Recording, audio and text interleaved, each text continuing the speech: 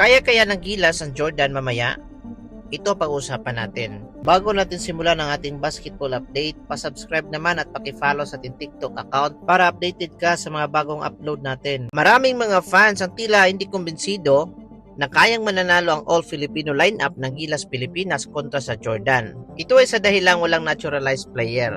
Wala si Justin Brownlee na pangunahing main man at facilitator sa triangle offense ni Coach Tim Cone. Dahil sa totoo lang, may 5 dahilan tayo na nakita kung bakit kayang sorpresahin ng Pilipinas ang Jordan mamaya. Una na dyan ang pagbabalik ni Kai Sotto. Sa laki ni Kai na 7'3", ibang problema agad ang ibibigay ni Kai Sotto sa Jordan sa ilalim.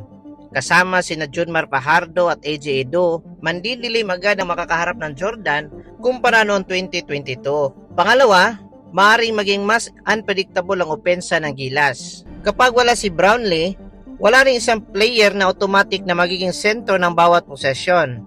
Siyempre malaking kawalan ng kanyang scoring at playmaking. Pero maaari rin itong magbukas ng mas balanced na opensa. Mas maraming players ang kailangan gumawa ng desisyon. Mas mahirap para sa Jordan ang hulaan kung sino ang puputok sa game. Pangatlo, ang versatility ni na Kevin Kiambao, Carl Tamayo at Dwight Ramos.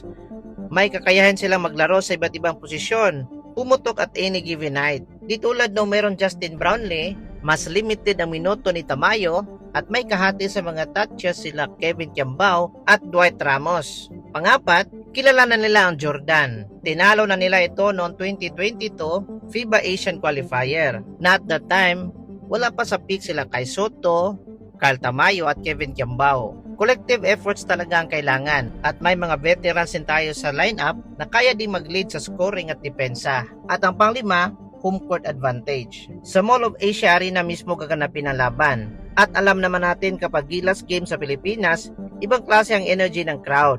Yun, suportahan natin ang Gilas Pilipinas mamaya. Manalo matalo, nakaka-proud maging Pilipino. Ikaw Karimline, kaya bang talunin ng Gilas Pilipinas ang Jordan? I-comment mo yan at babasahin natin isa-isa.